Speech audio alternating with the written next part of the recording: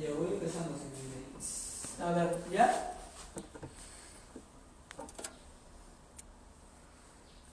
Empieza. Vamos a continuar con el estudio teológico que hemos estado llevando todas estas semanas. Ya habíamos terminado con escatología, con la evolución de la semana pasada, y justo habíamos empezado con teología dogmática. Que la teología dogmática es una serie de enseñanzas, escritos, compendios de personajes específicos en base a su estudio de la Biblia, en base a su época, a su contexto. Y justo después de la introducción de la semana pasada, el día de hoy el hermano Diego Terminales nos va a empezar con teología calvinista. Y bueno, continuamos con eso.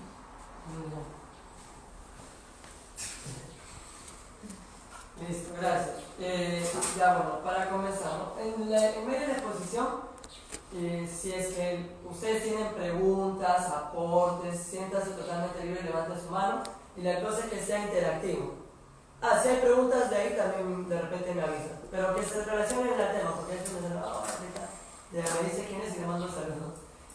A ver, entonces vamos a comenzar primero con esta pregunta, ¿no? El calvinismo, herejía, blasfemia, doctrina de hombres o genialidad. Bueno, ya he tenido muchos otros títulos, ¿no? Hay gente que, yo digo, no, la sola palabra calvinismo a algunos les lleva a decir, una repulsión total, y hay gente que dice, uy, eso es lo máximo. Mi idea el día de hoy, bueno, ustedes saben, yo tengo una tendencia calvinista, pero mi idea el día de hoy no es convencer a la gente que el calvinismo es la verdad, sino sencillamente explicar qué enseña el calvinismo, y en base a ello poder formarnos un mejor criterio, ¿no? Porque hay mucha desinformación. Se cree, por ejemplo, que el calvinismo enseña que Dios es el autor del mal, o que no hay que predicar, entonces eso vamos a ir dilucidando. Y vamos a comenzar con una cita de Juan Calvino. Juan Calvino, por favor, si lo puede leer, Adriano, ¿qué dice? La creación es el teatro de la gloria de Dios. Muy bien, la creación es el teatro de la gloria de Dios. Ese es un pensamiento central del calvinismo. Ok, entonces para poder continuar vamos a orar. Voy a pedir que nos rojo. Vamos a orar. Amado Dios, te pido en este momento que tú nos guíes en este estudio que vamos a hacer. Señor, habla a través de mí, ayúdanos también en medio de este tema que vamos a tocar, poder tomar enseñanza práctica para nuestra vida, Señor, que no solamente nos llenemos de conocimiento teológico o abstracto, sino que también podamos aplicar diariamente estos conocimientos en nuestra vida con nuestros amigos, familia, en nuestros estudios, Señor, que podamos realmente vivir tu palabra. Te pido ello en el nombre de tu Hijo Cristo Jesús. Amén. Este es un pasaje que ilustra muy bien, digamos, lo que el calvinismo, el énfasis calvinista, ¿no? No sé si podría leer el pasaje, quizás, el hermano Henry, por favor. Dice, oh profundidad de las riquezas, de la sabiduría y del conocimiento de Dios, cuán insondables son sus juicios e inescrutables sus caminos. Pues ¿quién entendió la mente del Señor? ¿O quién fue su consejero? ¿O quién le dio a él primero para que le sea recompensado? Porque de él, por él y en él son todas las cosas. A él sea la gloria por siempre. Amén. Esto es de la Biblia textual. Entonces, en este pasaje podemos ver ciertos énfasis que el calvinismo va a tomar como sus presuposiciones. Vamos a primero hablar de las presuposiciones del calvinismo. Primera presuposición del calvinismo es que la Biblia es la palabra de Dios, la máxima autoridad en materia de fe y práctica. El calvinismo trata en la medida de lo posible no combinar la Biblia con la enseñanza de repente de otras personas o con filosofías del mundo. En la medida de lo posible ceñirse lo más posible a la Biblia. Obviamente utiliza argumentos racionales, utiliza también tradición de los padres, pero la Biblia es la máxima autoridad. Otro principio importante es que Dios es incomprensible. El calvinismo no trata de reconciliar de repente verdades que en nuestra mente podrían parecer opuestas. Deja a Dios su espacio, deja a Dios ser Dios, que Dios no va a poder ser comprensible, como leíamos en el pasaje hace un rato, ¿no? Insondables son sus juicios, inescrutables sus caminos. Y algo básico del calvinismo que está en el centro del pensamiento calvinista es que Dios es soberano.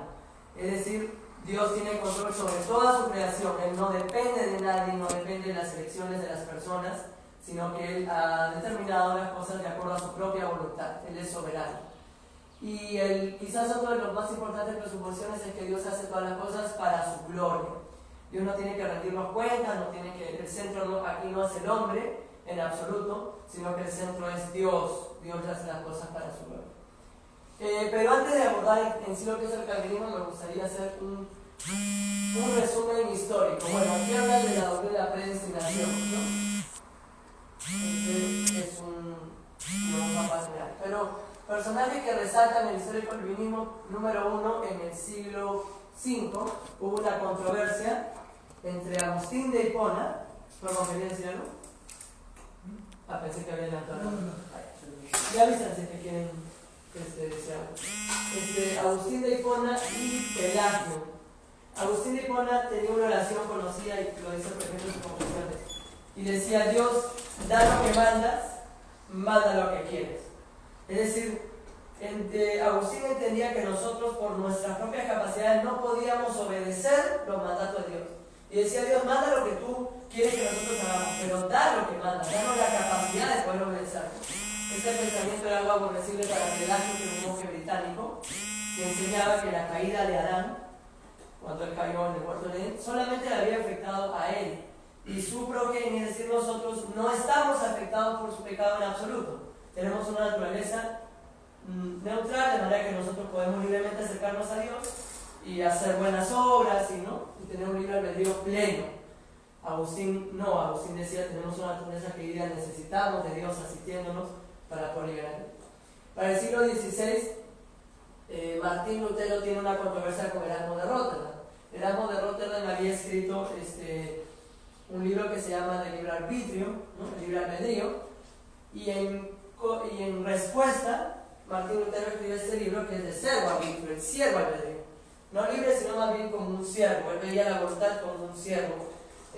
Si es que era alguien que aún no había conocido al Señor, de repente como un siervo del príncipe de este mundo, de Satanás, y si una persona que ya había conocido a Dios, como un siervo de Dios.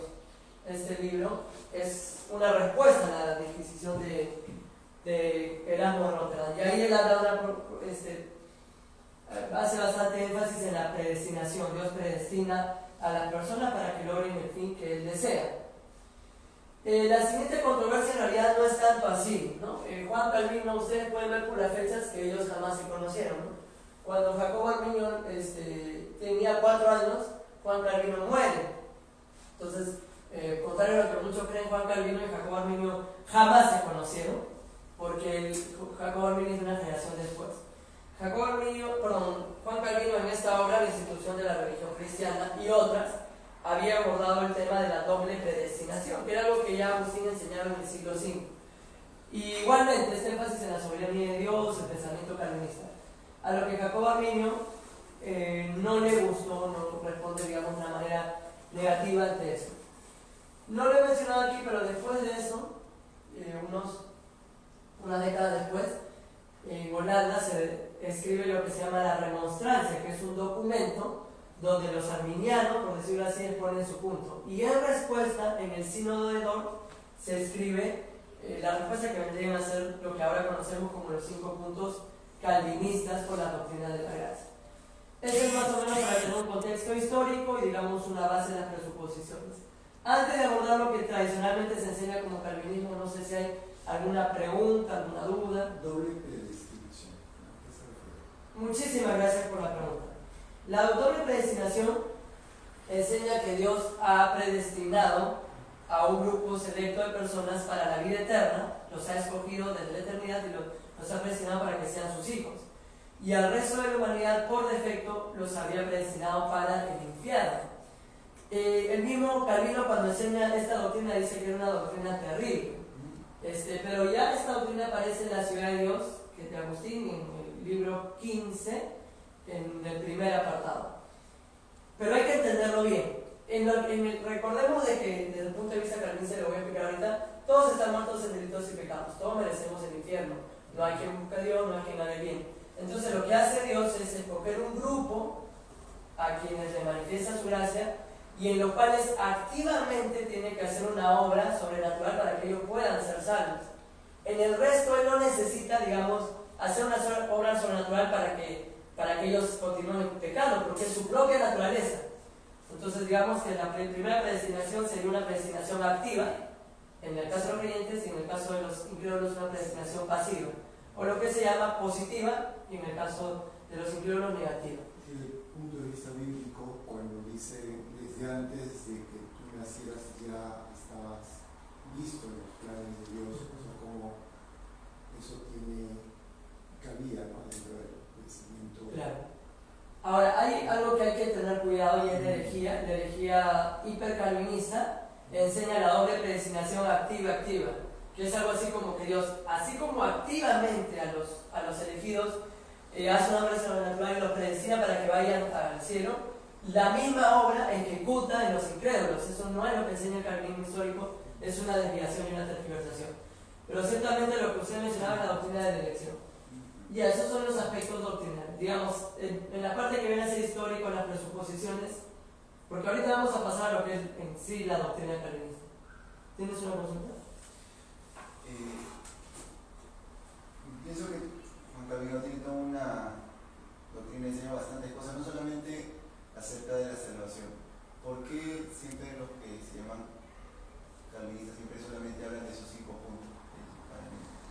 ¿Por qué ahorita el calvinismo como que ya solamente se ve como esos 5 puntos y es toda una doctrina enorme?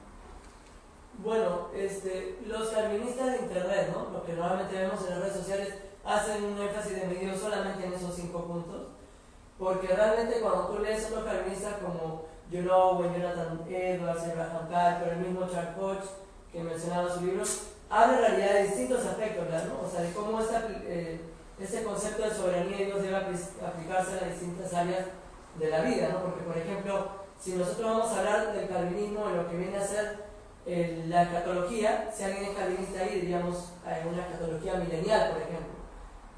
Hay distintas doctrinas, el calvinismo habla de muchas de ellas, ¿no? Pero el énfasis está en eso porque normalmente ahí es la mayor controversia, ¿no?, lo que es la soteriología. La soteriología es la doctrina de la salvación, ¿no?, cómo nosotros llegamos a ser salvos. Bueno, vamos a ver entonces lo que vienen a ser las doctrinas de la gracia.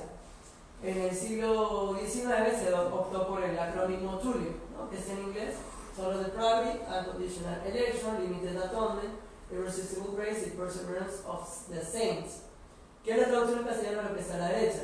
El primer punto es la depravación total. ¿Qué enseña la depravación total? Mencioné hace un rato.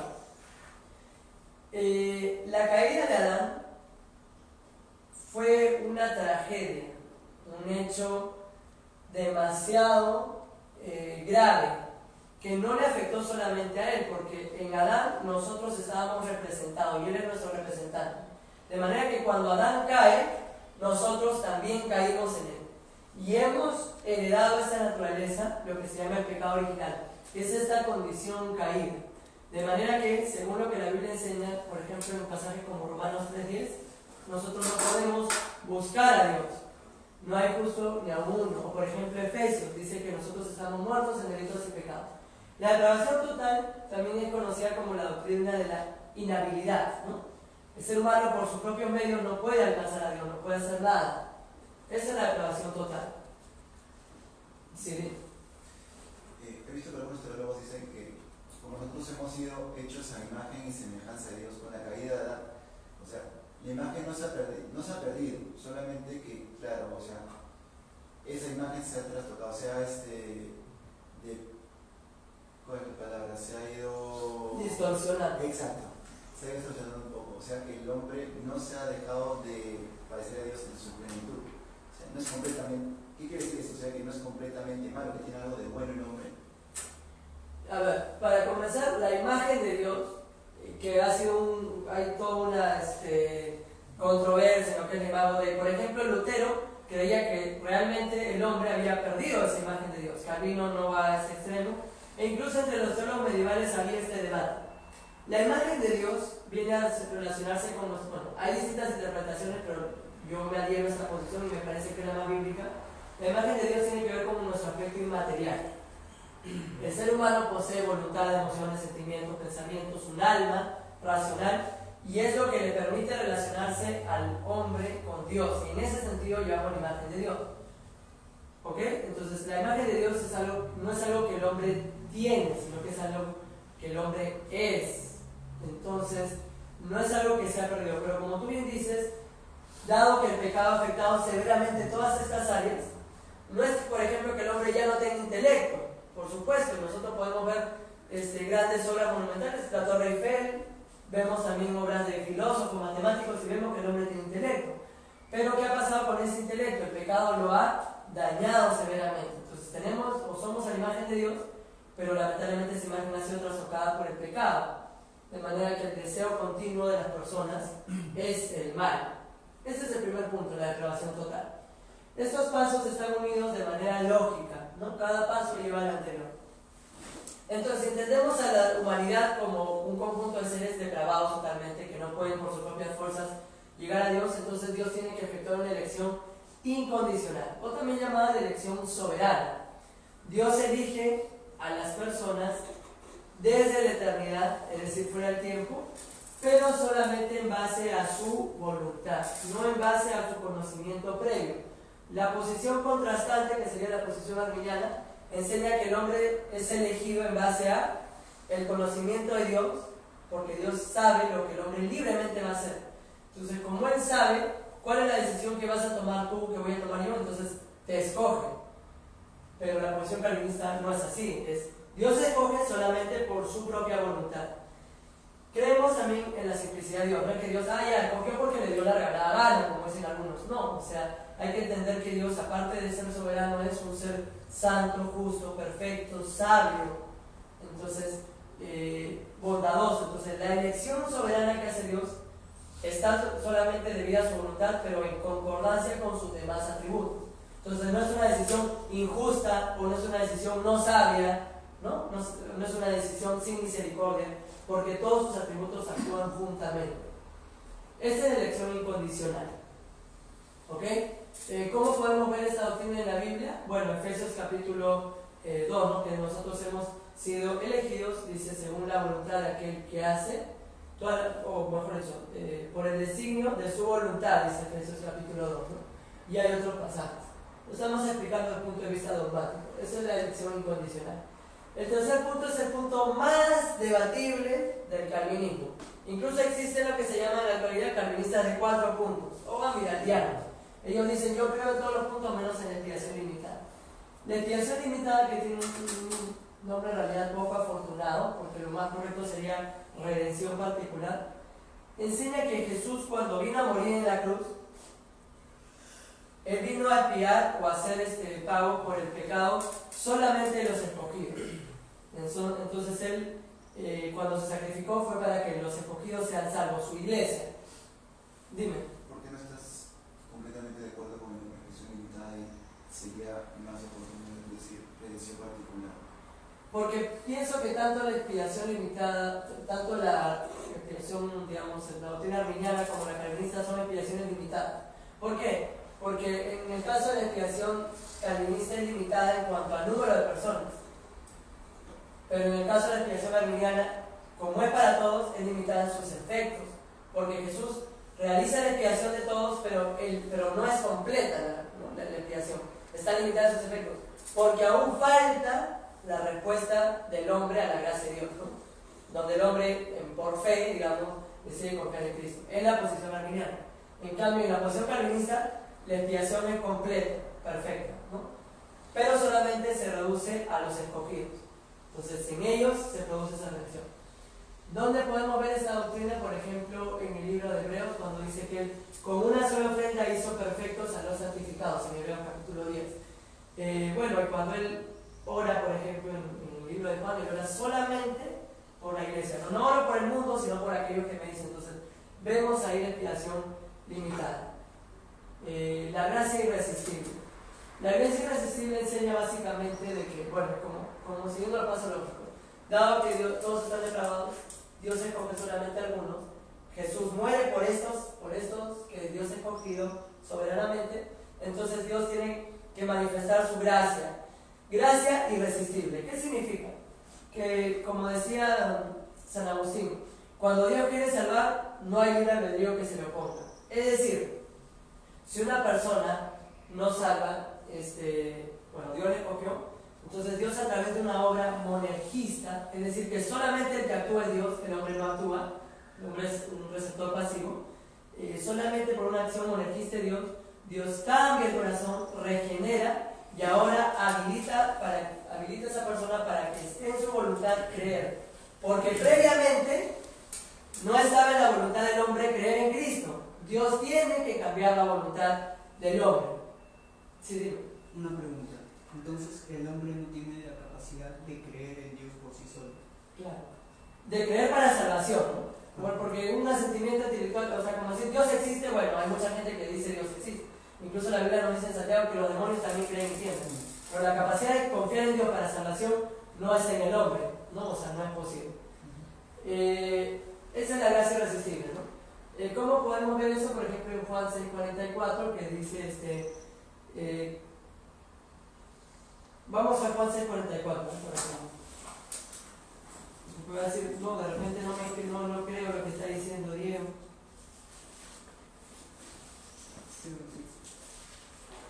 Bueno, clásico versículo, ¿no? En este caso, Jesús está hablando y él dice, ¿no? A los interlocutores que eran fariseos, ¿no? Respondiendo Jesús le dijo, perdón, ese es el 43, el 44 dice: nadie puede venir a mí si el Padre que me envió no lo atrae. La palabra griega es el cubo, ¿no? Que es como arrastrar. Y yo lo resucitaré en el día posterior. Entonces nadie puede venir a mí si el Padre no lo atrae, si el Padre no lo arrastra, ¿no? Esa es la idea que hay. La gracia irresistible es, tú por ti mismo no puedes hacer, la gracia de Dios te tiene que atraer. Ahora, en el concepto arminiano sí hay un aspecto de gracia previniente, que en realidad se manifiesta a todos los hombres y que habilita a todos los hombres para creer, pero la última decisión la tiene el hombre, ¿no? Él es el que tiene la última palabra, por decirlo así. La perseverancia de los santos dice que aquellos a quienes Dios ha escogido, Jesús ha muerto por ellos y le han manifestado su gracia irresistible, perseverarán hasta el final, es decir, la salvación no se pierde. Ahora, eso no significa, porque algunos han enseñado, entonces el hombre puede pecar todo lo que quiere, la salvación no se pierde. No, o sea, obviamente el calvinismo enseña que como Juan Calvino decía en su institución, ¿no? La fe que justifica, somos justificados por la sola fe, pero la fe que justifica nunca está sola. Somos justificados solamente por mera fe, pero esta fe, si es genuina, nunca debe estar sola, debe estar acompañada de buenas obras, ¿no? Incluso el mismo pasaje, Efesios 2:10, dice que Dios nos predestinó, ¿no? O mejor dicho, de que, vamos a Efesios capítulo 2, versículo 10, ¿no? Porque si cito, solamente.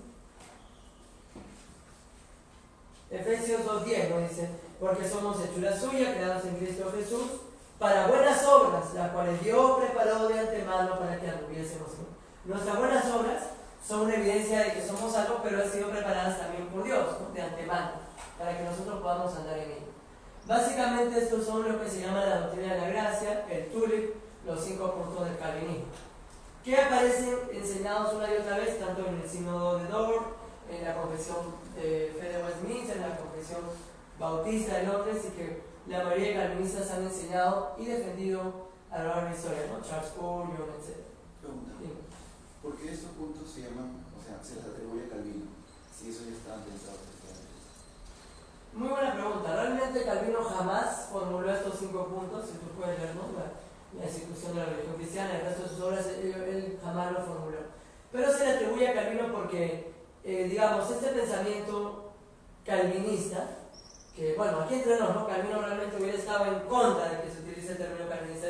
Si hubiera sabido que iba a haber un grupo que se llamaba calvinismo, se hubiera vuelto a morir. Porque incluso, escúchenme, el lugar donde iba a ser enterrado, él no quiso ni que se supiera, ni que diga que le hiciera monumentos. Porque él era un hombre que tenía los ojos puestos en Dios, en que Dios debía ser glorificado, y en que el hombre más bien debía, digamos, menguar. Y él no formuló los 5 puntos. Pero, y probablemente en la explicación limitada no podríamos ubicar a Calvino porque tenía una posición ambigua ahí.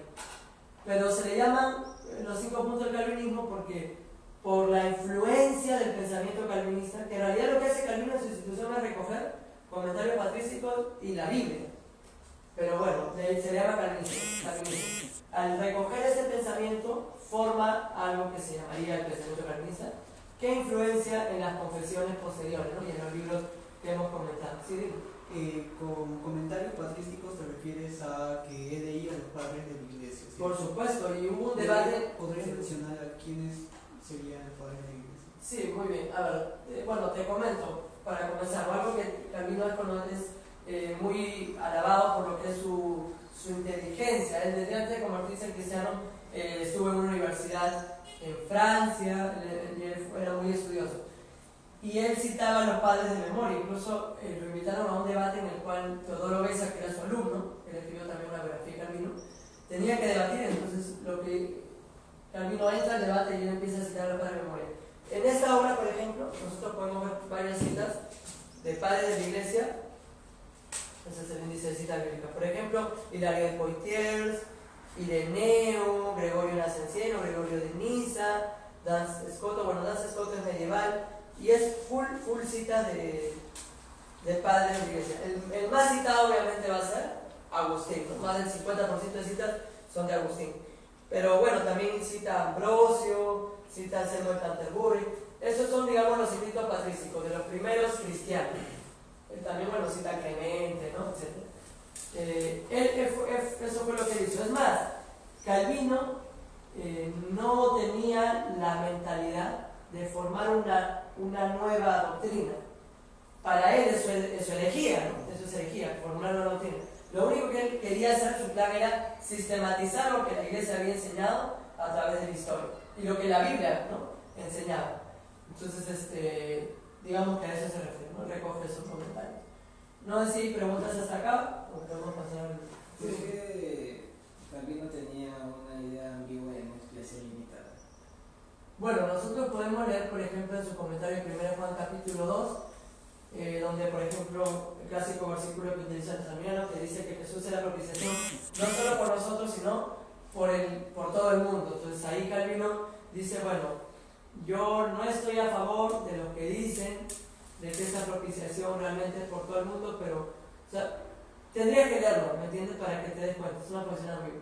Algunos creen que sí, por ejemplo, Sujel Michelet tiene un artículo en internet, creo que es de la Gospel Coalition, donde él defiende esa expiación limitada. Pero, bueno, para comenzar, entendamos que la doctrina aún no estaba formulada, ¿no? Entonces, es una creencia, en mi opinión, que es una creencia bíblica, pero aún no estaba formulada. Como la Trinidad recién se establece en el concilio, bueno, 325 del concilio de Nicea, ya se formula plenamente la doctrina de la Trinidad. Consideramos que es bíblica, la gente probablemente antes habría creído, obviamente que había 3 personas y un solo Dios, pero aún no estaba formulada plenamente. Igual para la época de Calvino. Entonces, él en algunos pasajes pareciera inclinarse en que Jesús murió recientemente por todos, y en algunos otros lados comenta pareciendo que Cristo murió únicamente por sus escogidos. Digamos, ¿no? Por eso sería su posición. Ya, vamos a pasar al siguiente. Eso es lo que se llama las 5 solas, es una también enseñanza tradicional de los reformados, ¿no? De las iglesias reformadas como las iglesias presbiterianas u otras, que toman estos principios calvinistas, por decirlo así. El primero es la sola escritura, que es solo la escritura. Y ahí hay que evitar dos otros conceptos que a veces parecen muy claros. Justo el otro día hablaba con un teólogo que está haciendo ahorita su PhD, Daniel Caballero, y hablábamos un poco de esto, ¿no? La sola escritura nunca significa tú, la Biblia y el Espíritu Santo, y haces cualquier cosa que se te ocurra, ¿no? Allá sacas un texto fuera de su contexto, porque recordemos que la Biblia no es interpretación privada y que Dios ha instituido maestros a lo largo de la historia de su iglesia. Entonces, la sola escritura significa que nuestra máxima autoridad en materia de fe y práctica va a ser la Biblia, siempre la Biblia. Pero, para ello, nosotros, por ejemplo, tenemos, como decíamos, los credos, confesiones que nos dan ciertos parámetros para nosotros no desviarnos.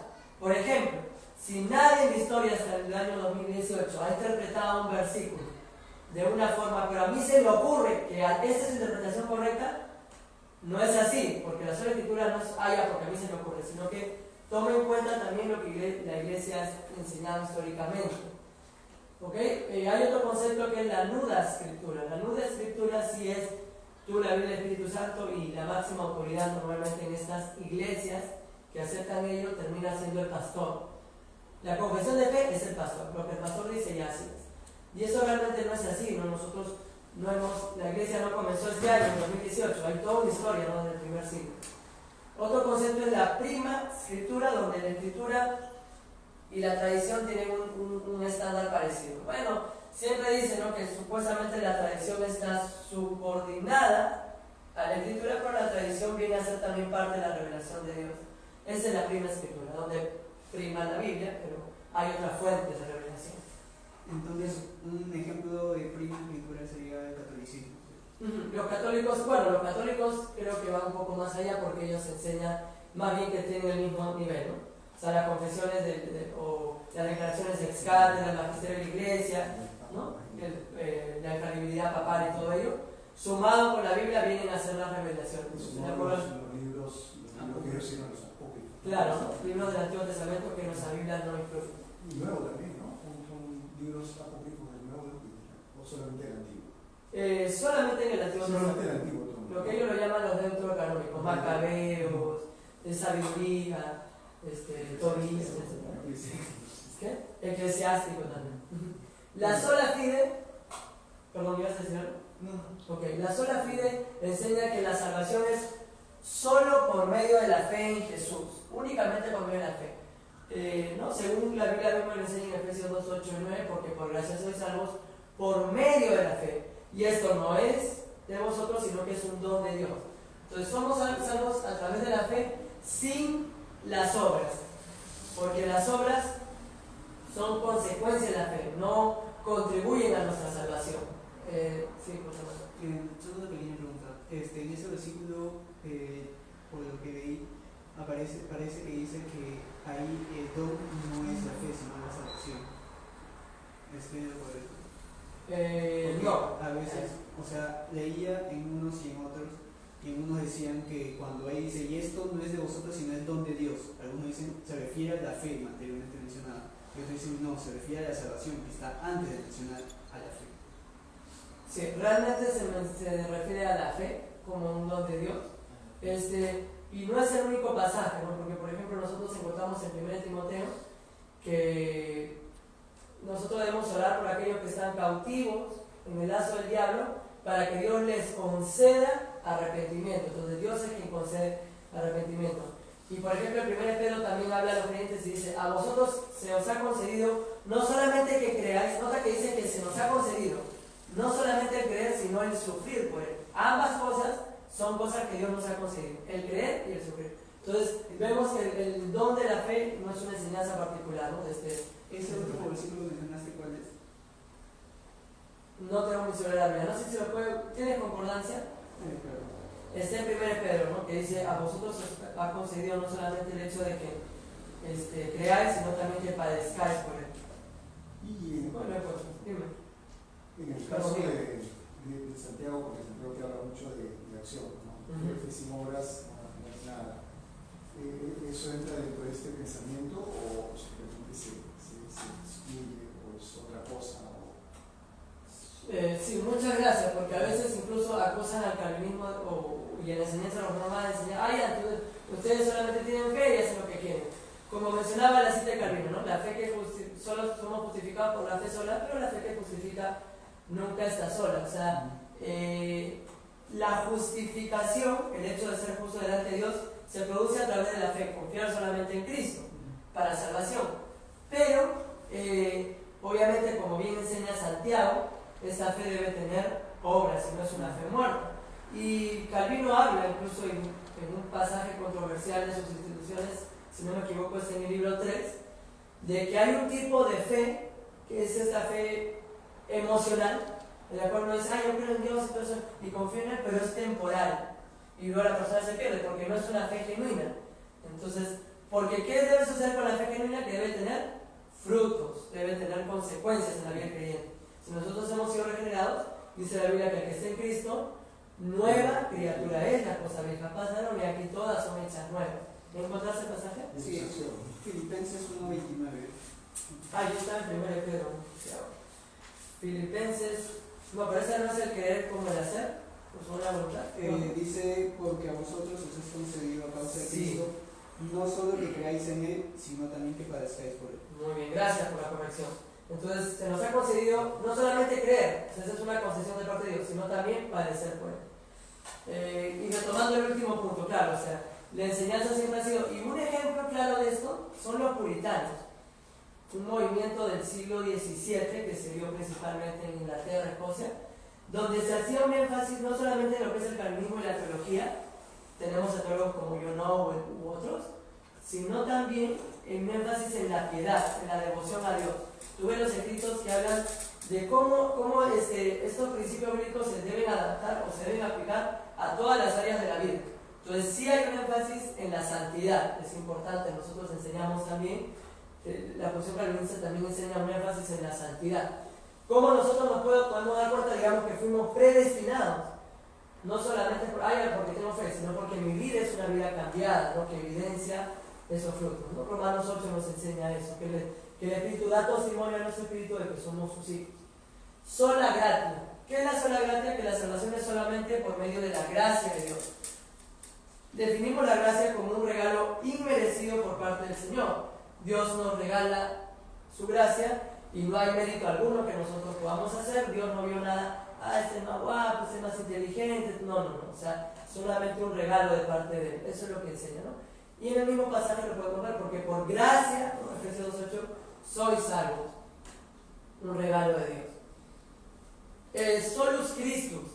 Recordemos que esto fue formulado en la época de la Reforma, donde también había una corredentora, y hasta ahorita los católicos le enseñan que es María, ¿no? Ella es la corredentora. Entonces no solamente somos salvos a través de Jesús, sino también que podemos elevar incluso oraciones a María, ¿no? Virgen María, Madre de Dios, etc. La tiene como intercesora. Claro, intercesora. En nuestro caso, nosotros solamente, como dice la Biblia, en 1 Timoteo capítulo 2, tenemos, porque existe solamente un mediador entre Dios y los hombres, y es Jesucristo, hombre. Él es el único mediador. Nuestro gran sumo sacerdote, según el autor de Hebreos, sería Cristo. Además, Jesús mismo lo dijo en Juan 14:6. Yo soy el camino, la verdad y la vida. Nadie viene al Padre si no es por mí. Entonces, Él es el único camino a la salvación. Solamente en Cristo. Él es el único que merece la adoración. Y por último, el número 5, ya habíamos hablado de esto sobre ideogloria. La gloria, ¿no? La gloria, la adoración, la pleitesía debe ser dedicada únicamente a Dios, únicamente al Señor. No, en el pensamiento calvinista no hay cabida para santos, para vírgenes, u otras cosas, ¿no? Idolatría ni nada por el estilo. Solamente Dios merece toda la gloria, ¿no? Ni tampoco es exaltado el hombre en modo alguno. Y eso quizás es lo que choca un poco con la filosofía humana preponderante, sobre todo en esta época de posmodernidad, donde el énfasis es tú te lo mereces, tú lo quieres, tú lo necesitas, ¿no? Sí, hermano. Al referirse a Dios se refieren a la Trinidad, porque es cómo te refieres a Dios como Dios, como Jehová, ¿no? A Dios como Cristo o a Dios como Espíritu Santo, y como, o sea, nosotros como hombres conceptualizamos esa adoración a cada una de esas personas que finalmente son el mismo Dios, ¿no? Y lo que viene toda esa complejidad de ser uno para que no se vuelva justamente este problema de múltiples dioses y de idolatría, ¿no? Muchas gracias porque, bueno, justamente Calvino menciona su parte inicial de las instituciones, habla del conocimiento que uno debe tener de Dios y del hombre y cómo estos son dependientes. Y cuando habla del conocimiento de Dios y habla de la Trinidad, él cita a un padre de la iglesia, cuyo nombre no recuerdo en ese momento, que dice, cuando yo concibo la Trinidad y quiero ver a tres personas, me lleva a un solo Dios. Cuando veo a un solo Dios, me menciona a las tres personas. Sí, solo gloria es solamente gloria al Padre, al Hijo y al Espíritu Santo. John Owen, por ejemplo, escribe acerca de ello, de la Trinidad, cómo nosotros debemos dar gloria al Padre, al Hijo y al Espíritu Santo, porque a veces cuando pensamos en gloria a Dios, no estamos pensando en que hay Dios Padre, pero recordemos que Dios, como en la misma palabra de Jesús, que Él es glorificado cuando nosotros glorificamos al Hijo, ¿no? El Espíritu Santo es Dios, también participó en la creación, también nos regenera, los frutos, lo ha llamado, o el fruto de Gálatas 6 se llama fruto del Espíritu Santo y también se consigne, merece también la oración. Entonces cuando nosotros damos gloria a Dios, estamos hablando gloria al Padre, al Hijo y al Espíritu Santo. Tres personas distintas, sin embargo, un solo Dios. Una verdad complicada que Tertuliano decía, ¿no? Si alguien quiere entender esta doctrina, perderá su cabeza, pero si alguien quiere negarla, perderá su alma. O sea, es esencial. Y es esencial también de los reformados el punto de la Trinidad y de cómo debe ser glorificada. ¿Alguien más? No. Ok, listo. Entonces estos son lo que se llaman las 5 solas de la Reforma Protestante. Ahora, ¿cuáles son las principales? Porque allá yo hablo del calvinismo y todo, pero ¿qué es lo que normalmente, digamos, las otras posiciones, sean arminianos, sean, bueno, molinistas o cualquier otro grupo, digamos, tienen contra del calvinismo? Primero que nada, que Calvino mató a Servet. Miguel Servet fue un hereje de la época del siglo XVI, contemporáneo de Calvino. Es increíble porque unos 15 años antes de que Servet llegara a Ginebra, donde Calvino era pastor, Calvino y Servet se habían escrito para poder encontrarse en París, y ese encuentro nunca se dio. ¿Y quién iba a imaginar que 15 años después Servet aparecería en Ginebra? Sea como fuere, Servet era un hereje que ya había sido condenado o calificado así por la Iglesia Católica, porque él negaba la Trinidad en su Restitutio Christianae, que es la restitución del cristianismo. Enseñaba una doctrina herética que negaba la Trinidad. Ya él estaba siendo perseguido. Cuando él llega a Ginebra, repito, donde el líder espiritual era Calvino, había un consistorio que era el que juzgaba estos casos. Y ciertamente Servet fue ahí quemado en una hoguera por hereje. Sin embargo, contrario a lo que muchos creen, Calvino le escribió a Servet estando en la cárcel algunas palabras de ánimo, y además de ello él quiso argumentar a favor de un castigo menos severo y no fue escuchado. Pero Servet sí fue un error histórico, ¿no? Fue un error histórico porque manchó el pensamiento y el genio, ¿no? de Calvino, la inteligencia, la habilidad y la preponderancia que le daba a Dios. Bueno, el hecho de que no lo mató directamente, pero el hecho de consentir pasivamente ello le ganó esta mala reputación a Calvino. Sin embargo, cabe destacar que, aunque Calvino hubiera matado a Servet, nosotros sabemos en lógica que una de las falacias argumentativas es la falacia ad hominem, que es atacar a la persona en vez del argumento. O sea, esto no ataca el calvinismo en absoluto, sino a la persona, digamos, a su fundador, aunque ya hemos visto que él no fue el que fundó el calvinismo. Es injusto, porque muchos dicen, espera, un momentito, ¿cómo es posible? Si Dios escoge solamente a algunos y otros los destina a perdición, esto pareciera injusto. Porque a veces estamos entendiendo como que todos están, digamos, de alguna manera hay gente que quiere buscar a Dios y Dios se lo impide, o quiere tener y Dios se lo impide por no ser escogido. Pero no es este el panorama correcto. Recordemos que todas las personas están, digamos, en delitos, en pecados, continuamente deseando el mal. No hay quien busque a Dios, no hay quien haga el bien. Entonces, estando en esa condición, Dios es infinitamente misericordioso, aunque escogiera solo a uno. Porque el destino que todos merecemos realmente es el infierno. Entonces, Dios escoge un grupo para poder manifestar ahí su misericordia. Y el resto se ejerce su justicia, porque más bien lo justo es la condenación que nosotros merecemos. Lo número 3 es, bueno, esto es un artículo de la Gospel Coalition, son algunas objeciones que ellos, digamos, anotaron ahí. Podemos apostatar. ¿Qué significa apostatar? Apostatar es, digamos, personas que pudieron estar con nosotros, congregarse, lo que dice el 1 Juan, ¿no? Estos no eran de nosotros, pero salieron de nosotros. Personas que estuvieron en el ambiente cristiano, pero salieron, apostataron, negaron su fe. Podemos apostatar. Yo entiendo esta objeción como algo, como si fuera visto desde un punto de vista calvinista como algo positivo. Pero no, la apostasía primeramente se enseña desde el punto de vista calvinista no como alguien que perdió su salvación, sino como alguien que no fue salvo nunca. Y es, bueno, un verdadero cristiano no desea ello, ¿no? Desea glorificar a Dios, desea ser santo, desea cada vez estar en una comunión mejor con el Señor. ¿Te permite vivir en pecado? Ah, pero si tú eres salvo, siempre salvo, no importa. ¿no? Porque puedes pecar por lo que quieras. Tú ya eres escogido desde la eternidad en la posición calvinista. Cristo ya murió por ti. No necesariamente ya lo explicamos, ¿no? ¿Por qué? También los calvinistas, por ejemplo, los puritanos hacían un énfasis en la santidad. Ustedes pueden ver esto, por ejemplo, en los escritos de Martin Lloyd Jones, el último de los puritanos. Hace también un énfasis en la santidad. Perseveraremos en el pecado para que la gracia sobreabunde, dice Pablo en Romanos 6:1. En ninguna manera, porque los que hemos muerto al pecado, ¿cómo viviremos aún en él? Entonces el calvinismo no es una invitación a vivir como quieres, al contrario, es una invitación a santificar, a poder, es una forma incluso de la santificación, una forma de asegurarte que tú realmente has sido escogido.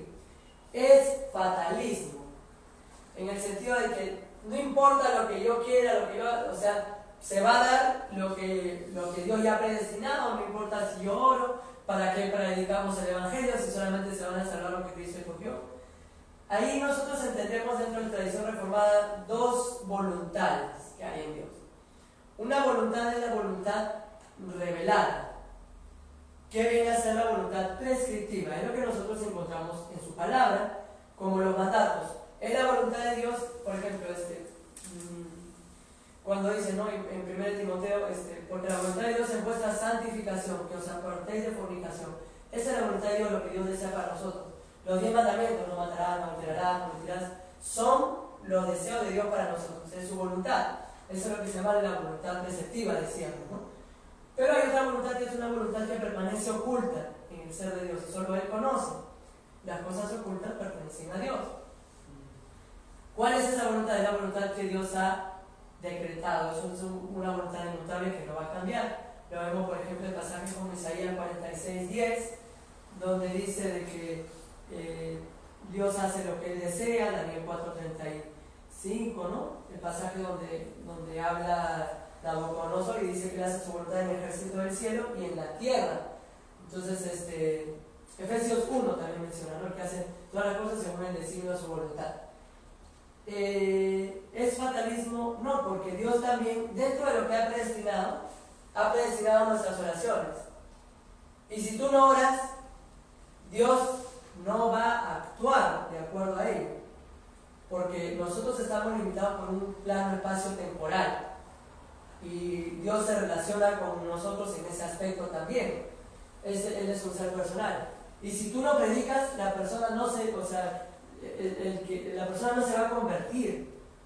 Porque, no importa, Dios igual va a hacer lo que quiera. No, porque Dios también ha dicho en su palabra que nosotros tenemos que obedecer a la comisión.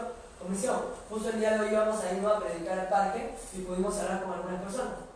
¿Qué es lo que va a suceder? Cuando tú prediques el Evangelio, van a haber personas que escuchen y resistan y digan no, bueno, yo no deseo.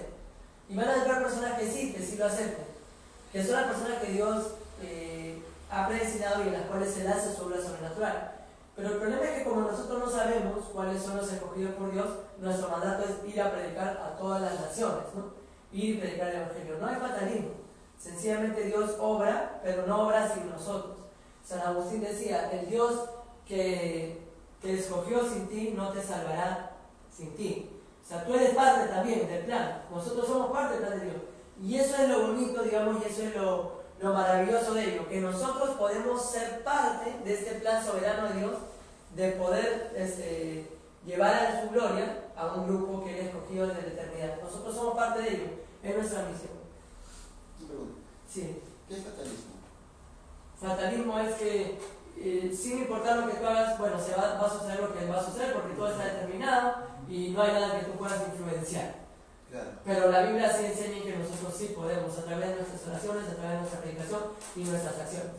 Lo único que está sucediendo es que nosotros estamos llevando a cabo lo que Dios ya planificó en el Pero tiempo. nosotros estaríamos participando de la voluntad de Dios cuando nosotros oramos, cuando nosotros predicamos todo eso, pero en realidad no estamos cambiando nada, solamente estamos participando. Claro, el plan de Dios es inmutable. Claro. Pero, como te digo, nosotros somos parte de ello. No se trata de que, si yo no predico, igual la persona se va a salvar. No, yo tengo que predicar para que la persona se salve. Y no solamente está predestinado esa persona para salvación, está predestinado que yo vaya y le predique.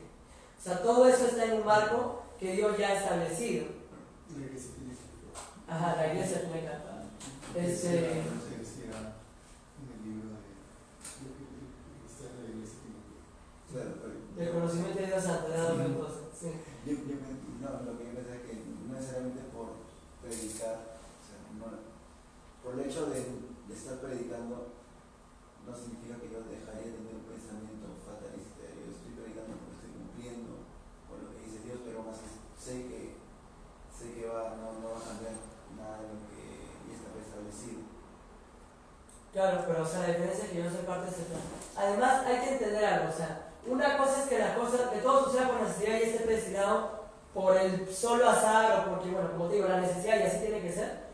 Y otra cosa es el concepto calvinista. El que ha predestinado todas las cosas es un Dios infinitamente sabio, justo, misericordioso, perfecto. Él es el que ha ordenado todas las cosas. Entonces nosotros, bueno, ya sucederá lo que tenga que suceder. No, va a suceder lo que Dios ha predestinado, pero ¿por qué hace Dios esas cosas? Para su propia gloria, sabemos que se va a glorificar. ¿Y en base a qué lo hace? En base a su sabiduría. ¿Y cómo actúa Él? Él actúa con justicia, con misericordia. Entonces, recordemos que los atributos de Dios no están divorciados, todo es un solo Dios, ¿no? Por eso es que algunos incluso prefieren no llamarlo atributos, sino perfecciones de Dios. Son las perfecciones de Dios. Porque al final los atributos, o sea, tú los cuantificas, pero Dios no podría cuantificar. Son los atributos que tú podrías conocer que tiene Dios, pero eso escapa a nuestro entendimiento. O lo que Dios quiere que tú conozcas como alguno de sus atributos, ¿no? Justo una de las citas que más me gustó en el libro de A. W. Tozer, que habla del conocimiento de Dios Santo, dice, ¿no? Existe en el ser de Dios, él lo describe como un terrible abismo, atributos que probablemente nosotros no conozcamos y no signifiquen nada para nosotros, porque Dios es un ser infinito. Así como, por ejemplo, los ángeles, como no conocen, o quizá conocen el nombre, pero no entienden lo que es la misericordia. Ellos jamás van a entender lo que es la misericordia porque ellos no han sido, digamos, los que han pecado, bueno, están destinados para el infierno, pero no hay ningún ángel que pecó y haya sido perdonado como nosotros. Nosotros, los seres humanos, entendemos la misericordia de Dios, cosa que los ángeles no pueden entender. Bueno, justo aquí es que creo que se da primero. ¿Por qué predicar y evangelizar? Número uno, ¿por qué predicar y evangelizar? Porque Dios lo ordena. Si nosotros creemos, desde el punto de vista calvinista, que Dios es soberano, significa que Él es la máxima autoridad. Y eso fue, por ejemplo, uno de los catalizadores o impulsores, según el padre del socialismo Max Weber. El pensamiento calvinista fue uno de los propulsores del capitalismo. Porque antes, ¿quién era la máxima autoridad? El rey. ¿A quién había que estar sujeto? Al rey. Pero cuando influye este concepto calvinista en la cultura, entonces nosotros entendemos, el máximo soberano es Dios, a Él yo debo de glorificar. Y el trabajo ya no era visto como una maldición, sino más bien como una forma de ejecutar la voluntad de Dios y de agradarle también, haciendo las cosas con excelencia. Entonces, ¿por qué predicar o evangelizar? Primero que nada porque Dios lo ha mandado y Él es soberano. Él es nuestro Rey de Reyes y Señor de Señores. Segundo, nuevamente porque Dios no solamente ha predestinado el fin, sino los medios, y nosotros somos los medios por el cual Dios va a ejecutar ello. Quisiera aprovechar este punto para hacer una diferenciación, y eso lo menciona Axel Sproul en su libro Introducción a la Teología, o ¿qué es la teología reformada? Hay un llamamiento externo y un llamamiento interno, porque nosotros cuando vamos y anunciamos la palabra y predicamos, ese es el llamamiento externo. Todas las personas escuchan y son llamadas a arrepentirse y a creer en el Evangelio. Pero el llamado interno es algo que el Espíritu Santo hace dentro de la persona para que ella realmente, y fácticamente, se arrepienta y crea en el Evangelio. ¿Se entiende? Muy bien, entonces es un mandato, cumplimos así la voluntad de Dios y somos parte de este plan maravilloso que Dios tiene. Y además muestra misericordia, porque así como nosotros hemos sido salvos solo por la gracia de Dios, solo por misericordia sin merecerlo, debemos anunciar a otros esa puerta de salvación, ¿no? Es agustinianismo. En cierto sentido sí, porque ya Agustín lo había dicho en el siglo V. Entonces, bueno, es una objeción, digamos, de cierta forma razonable. El calvinismo es agustinianismo, sí, porque Agustín ya había hablado de la soberanía de Dios, de la doble predestinación, de cómo las personas están, digamos, incapacitadas para por sus propios medios llegar a Dios. Entonces sí. La otra expresión, soy libre, yo hago las cosas de acuerdo a mi voluntad, yo soy el que hago esto, ¿no? O sea, me gusta el ejemplo que John Piper toma en una de sus prédicas, se le agarra y tira un lapicero y dice, o sea, dice que una persona le dijo, ¿no? Yo lo tiro el lapicero, no voy a tirar eso, pero bueno, lo tiro el lapicero, yo lo hice, yo soy libre. Entonces, eso porque hay un concepto de repente que no se entiende bien lo que es la libertad. Desde el calvinismo el hombre es libre, sí, pero es libre para actuar de acuerdo a lo que su naturaleza se lo permite. Nosotros no tenemos la capacidad de volar, porque no tenemos alas, nuestra naturaleza no es volar. Estamos limitados ciertamente, entonces nuestra libertad está limitada. Nosotros ejercemos y tomamos decisiones todos los días, libremente, sin obligación de nadie. Pero en ellos se está cumpliendo el plan de Dios. A veces, y esto me ayuda a usarlo muy bien, en el pasaje de Isaías dice de que nuestros pensamientos no son los pensamientos de Dios, porque tan alto como está la tierra del cielo, así de lejos están los pensamientos nuestros que nos Dios. Entonces Dios se mueve en otro ámbito, es fuera del espacio y fuera del tiempo. Él ha predestinado todo ello. Pero nosotros que estamos limitados, ciertamente nos parece que nosotros tenemos la libertad de hacer eso y hacemos las cosas de acuerdo a nuestra propia naturaleza. Pero todo ello forma parte de un decreto divino, ¿no? Dime. No, que... Justo ibas a decir eso. Okay. Gracias. Dios salva en base a su presciencia. Esa es la posición arminiana, ¿no? Dios salva en base a su conocimiento previo, ¿pero qué? Porque nosotros también creemos, desde el punto de vista calvinista, que el previo conocimiento de Dios es parte de ella, está involucrado. Entendemos la simplicidad de Dios. Pero no es la base, ¿me entiendes? Como es aquí la base. Porque ¿qué significaría? Si Dios predestina a aquellos que Él ya sabía que libremente lo iban a escoger, el acto de salvación adquiriría su fundamento primario en el hombre, porque a pesar de que, o sea, temporalmente hablando, primero Dios predestina y luego es que el hombre hace su decisión libre. Sin embargo, lógicamente analizando esto, ¿qué es lo que Dios ve primero? ¿Quién iba a escoger libremente? Entonces, el fundamento sería el hombre. Eso no es así. La Biblia nos enseña a un Dios soberano que no depende del hombre. Romanos 9 dice que no depende del que quiere ni del que corre, sino de Dios que tiene misericordia. Dios no se encuentra sujeto a lo que el hombre decida, sino que más bien el hombre está sujeto a lo que Dios ha decidido. Entonces esa es la otra objeción. Dime. Bueno, solamente quería acotar algo. Bueno, según lo que tú estás diciendo, sería como si Dios escogiera, pero ya no incondicionalmente, sino condicionalmente, a algo que Él vio en el hombre y en base a eso Él escoge. Pero si ya fuera una elección condicional, entonces no habría gracia, sino sería en base a obras. Pero claro. me enseñan que es por bueno, gracia completa. Yo no iría tan al extremo porque no creo que eso sea lo que los arminianos piensan en sí. No, pero no es una salvación por obras, eso ya es semi-pelagianismo, ¿no? De la posición de la Iglesia Católica. Sino que lo que tratan, digamos, la posición arminiana tiene como presupuesto, y supongo que en la siguiente clase no sé quién enseñará la posición arminiana, pero ahí vamos a ver cómo uno de los presupuestos básicos es que el hombre tiene que ser responsable por sus actos. Y si el hombre no tiene un libre albedrío pleno para decidir independientemente lo que Dios haya predestinado para él, u otra influencia, entonces no podemos decir que el hombre es plenamente responsable por sus actos. Entonces, esa es una presuposición arminiana. Entonces, esa es la base del pensamiento arminiano. Si el hombre no es libre, no es responsable. Mientras que el calvinismo ciertamente mantiene una especie de tensión. Enseñamos Dios siendo 100% soberano, predestinando absolutamente todo, siendo el sustentador y el que guía todas las cosas para que se hagan de acuerdo a un plan preestablecido, pero enseñamos también que el hombre escoge libremente pecar y va en contra de la voluntad y por ello merece un castigo, enseñamos la responsabilidad humana. Yo estoy dispuesto a vivir con la tensión, hay gente que no, quizás. ¿No quiere Dios que todos se salven? 1 Timoteo, capítulo 12, cualquiera que todos los hombres sean salvos, vengan al conocimiento de la verdad. 1 Timoteo 4, si no me equivoco, Tito también habla de ello.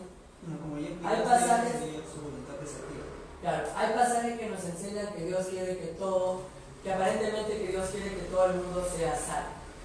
Si nosotros vemos estos pasajes, como que ya lo mencionamos, Salmo 135, Isaías 46:10, Daniel 4:35, siendo Dios plenamente soberano, no dependiendo absolutamente de nada, sino ejecutando su plan y haciendo lo que Él desea, entonces, si Dios quisiera que todos fueran salvos, la conclusión lógica sería que todos serían salvos. Y caeríamos en una herejía que tanto calvinistas como arminianos atacamos, que es el universalismo, que todos serían salvos, y eso es mentira, porque nosotros sabemos que muchos se pierden, muchos quizá no alcanzan la salvación porque resisten, porque no se arrepienten, porque no confían en Cristo. Entonces, ¿cómo entendemos estos pasajes? Bueno, hay dos formas. Número uno, entendiendo que todos, o mundo, en algunos pasajes donde se refiere al mundo, no habla necesariamente de todas las personas que existen. Por ejemplo, yo podría decir, oye, el otro día estuvimos en mi casa y fue todo el mundo. O sea, ¿qué estoy queriendo decir? Que fueron bastantes personas. Fueron gente de repente en la universidad, en la iglesia, etc. Entonces, fueron gente de distintos lugares. Y ustedes dirán, pero la Biblia no hace o no hay ese uso en la Biblia, pero ciertamente sí. Cuando se habla del decreto del César, creo que hay un decreto con el que María tiene que volver con José para poder inscribir que todos se empadronaran. Si pueden lo buscan, y ahí habla de que todo el mundo, ¿no? el mensaje era que todo el mundo volviera, y obviamente no incluye a todas las personas del mundo. Y no es el único, vas a ver varios pasajes donde buscas mundo y hace referencia no a todas las personas. Entonces, ¿cómo podríamos interpretar eso? Como personas de distintos pueblos, naciones, etc. ¿Por qué decir todo el mundo? Porque en la cultura judía del primer siglo, Dios solamente tenía un pueblo escogido, que era Israel, y la salvación era solo para Israel, y ellos eran los únicos que eran designados, ¿no? Luz para las naciones y todo eso. Entonces, cuando Cristo muere, ¿en qué sentido muere por todo el mundo? Sino que no solamente ya para los judíos, sino también el Evangelio puede ser anunciado a todas las naciones. Otra forma es, como lo decía José Manuel, podemos entender esto como una voluntad preceptiva. Dios manda, dice Hechos 17, que todos los hombres se arrepientan. Es un mandato de Dios. Dios manda que todos se arrepientan. Y es la voluntad de Dios que nosotros anunciemos a todos el Evangelio, que todas las personas crean. Pero no va a suceder así porque en su plan está ahí estipulado de que Él, digamos, que no todos se van a salvar. Entonces, Dios no quiere que todos se salven, depende. Si hablamos de su voluntad decretiva, obviamente que no. Pero la voluntad decretiva es lo que Dios, digamos, ha decretado, un decreto soberano. Ahora, entendemos que Dios es un ser personal, misericordioso, amoroso, sabio, bondadoso, y Él está constantemente llamando al arrepentimiento a las personas. ¿Quiero yo la muerte del impío? Ezequiel dice eso.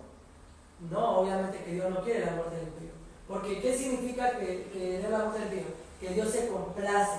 Dios no se complace, no es un ser malévolo que está, uy, qué bacán, se va, ¿cómo podríamos decirlo? Va a ir al infierno y eso me produce placer. No, eso es masoquismo. No ese es el Dios que adoramos. No adoramos un Dios misericordioso que ama a sus criaturas, pero ciertamente un Dios soberano que escogió un grupo de fuera del tiempo. Otra, y no lo puse, creo que sería la última, es que el calvinismo hace a Dios el autor del mal. No está aquí, ¿no? Puede ser con fatalismo quizás. Definitivamente ningún calvinista ha enseñado jamás que Dios es el autor del mal. Decir que Dios es el autor del mal es herejía. La Confesión de Fe de Westminster, tal cual se está. La Confesión de Fe de Westminster 3.1 dice lo siguiente, para entender más o menos cuál es la posición. Dice: Dios desde toda la eternidad, por el sapientísimo y santísimo consejo de su propia voluntad, y ahí va lo que yo decía, su voluntad está de acuerdo con otros atributos, en este caso sabiduría y santidad, ¿no? De Dios desde toda la eternidad, por el sapientísimo y santísimo consejo de su propia voluntad, ordenó libre, no dependiente de nosotros, e inmutablemente, o sea que es invariable, todo lo que acontece, pero de tal manera que Él no es el autor del pecado. La Confesión de Fe de Westminster, y también lo pueden leer en la Bautista de Londres y en distintos escritos calvinistas, dice, ¿no? Pero de tal manera que Él no es el autor del pecado, Dios no es el autor del mal, ni violenta la voluntad de las criaturas.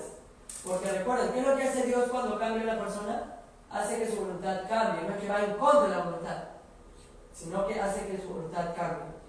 Ni violenta la voluntad de las criaturas, ni quita libertad o contingencia de las causas segundas, sino que más bien las establece. Entonces Dios no es el autor del mal desde el punto de vista calvinista. El mal viene a ser parte y estaba incluido dentro de lo que Él había predestinado, por supuesto, porque si no, nunca hubiera sucedido. ¿Por qué Dios quiso que sucediera? Lutero diría, ¿no? Me gusta mucho esta frase, no sé si es Lutero o un comentarista Lutero que dice, ¿no? Acerca tu dedo a tu boca y calla ante la majestad de Dios. No podemos preguntar más allá, ¿no?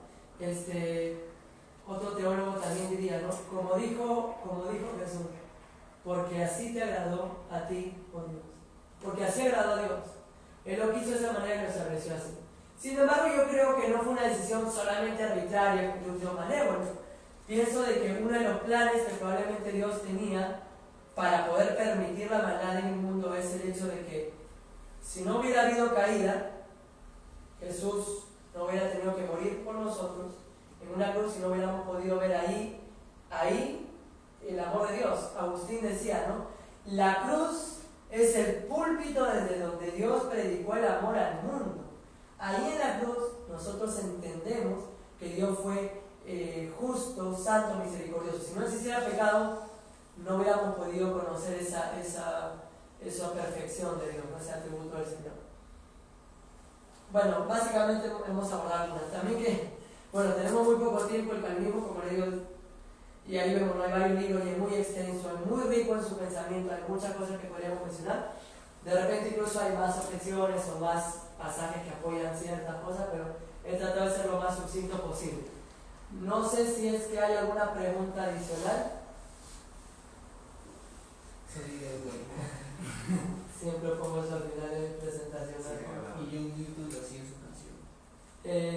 John Newton no, Johannes Sebastian Bach. Era protestante. ¿Hay alguna pregunta? De repente algún comentario, alguna crítica, ¿no? Sí. Dios tiene dolor cuando una es su creación, una persona que ha sido predestinada al infierno se vaya al infierno. Excelente pregunta. La Biblia muchas veces nos habla de Dios desde el Antiguo Testamento. Por ejemplo, en el mismo Génesis 6, ¿no? Dice de que Dios, cuando vio la maldad de los hombres, le dolió y se arrepintió, que la palabra hebrea es nakha, que es, como le digo, ¿no? Dolerse, sentirse mal, ¿no? Primero que nada hay que entender que esos son antropopatismos, se le está atribuyendo a Dios un sentimiento humano, porque se produce lo que algunos teólogos han llamado el abajamiento. Dios nos muestra en su palabra como para que nosotros entendamos. Es como cuando a un niñito tú le quieres explicar conceptos complicados, abstractos, ¿qué utilizas? Allá, manzanitas, plátanos, para que él lo entienda. Y de repente no va a entender a cabalidad todo el concepto, pero lo simplificas. Y él no conoce la realidad, pero ya tiene un concepto más o menos vago. Igualmente hace Dios para nosotros. Dios es un ser personal que también experimenta emociones, pero por ejemplo él experimenta ira, pero es una ira santa. No como nosotros cuando estamos airados y queremos pecar probablemente. No, Dios no es así. Claro, al final él va a utilizar cosas que nosotros conocemos para poder... Sí, observa que de repente había comentado algo. Ok. A ver. Va a utilizar el conocimiento que nosotros tenemos para nosotros también poder entender algo de él, ¿no? Algo que también decía Tosa, por ejemplo, cuando en Apocalipsis se habla de boca de fuego y todas esas cosas, no es que exactamente se haya visto eso, sino que eso es lo que puede captar el entendimiento humano. Finalmente son cosas que nosotros captamos, pero que no necesariamente es la imagen que Dios nos está mostrando, ¿no? sino que nos está mostrando algo a través de lo que nosotros podemos conocer. Como para entender. Ajá. Un ejemplo quizá para entender ello es cuando un padre tiene que castigar a su hijo, ¿no? Entonces, de alguna manera su hijo se ha portado mal, merece un castigo, y el papá sabe que lo más sabio, lo mejor es, digamos, disciplinar a su hijo. Pero, y esta frase que dice, ¿no? A mí me va a doler más que a ti. Y le castigas a tu hijo, pero obviamente te duele porque de repente lo ves llorar y lo ves así, pero digamos que entiendes que para que él pueda formar bien su carácter, para que él entienda que hay cosas que no sabe hacer, tiene que hacer una disciplina. Entonces Dios no es que se complace y dice, ya esto me va a producir placer, no es así, sino que Él hace lo que es justo, y lo justo es que esa persona vaya al infierno, y Él ejecuta ello porque tiene que castigar. Muchos creen que Dios, en su amor, incluso Orígenes de Alejandría, que vivió en el segundo siglo después de Cristo, enseñaba esto, el universalismo, ¿no? Dios en su amor va a salvar a todos, incluso hasta Satanás, porque Él es súper amoroso. Pero el amor también corrige, también disciplina. Entonces, ciertamente, claro, yo sé que es complicado entender esta tensión, ¿no? Como Dios prestina algo y veo como que siente mal por eso. Pero recordemos que Dios no es como el hombre. Nosotros somos finitos, Él es infinito. Nosotros somos limitados, Él es limitado. Nosotros tenemos una sabiduría básica, Él tiene toda la sabiduría del universo. Nosotros estamos sujetos al tiempo y al espacio, Él no está sujeto al tiempo y al espacio. Entonces va a ser difícil poder comprender. ¿Quién entendió la mente de Dios? 1 Corintios 7. Solamente el Espíritu, ¿no? Salvo. Y bueno, yo creo que el calvinismo jamás, si bien entendido, debería producir orgullo, debería producir vanagloria. Si ves un calvinista orgulloso, y lo hay, y en algún momento de mi vida lo he sido, y lucho para no serlo, esta persona no ha entendido bien el calvinismo, no ha entendido bien la doctrina de la gracia. El calvinismo lleva a una humillación. Tú no mereces la salvación, Dios te escoge, la gloria es únicamente para Él, Dios es soberano, podemos confiar en Él, es inmutable, sus promesas son ciertas. Dios está obrando en mi vida porque el que comenzó la buena obra la perfeccionará. Puedo orar a Él porque Dios tiene el control. Eso debe dar a nuestras vidas, arrepentimiento, si hemos pecado, buscar la santidad, buscar agradar al Señor, porque Él es un Dios maravilloso que es digno de toda la gloria y la adoración. Eso es lo que debería suceder cuando alguien, digamos, estudia el calvinismo.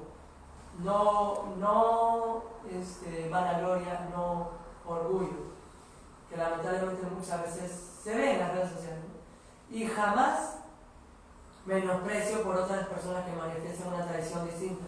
Yo tengo amigos en la universidad que son arminianos, que son, he conocido a presbiterianos, Asamblea de Dios, Alianza Cristiana, Pentecostales, y hablamos, conversamos, compartimos, y no hay ningún menosprecio para ellos, porque ellos tienen que ser calvinistas porque esta es la verdad, ¿no? O sea, podemos interactuar, podemos aprender los unos de los otros, y eso enriquece el cuerpo de Cristo, ¿no? Porque hay personas que hacen énfasis en ciertas cosas que de repente tú no lo habías visto así, y te ayudan, ¿no? También a crecer.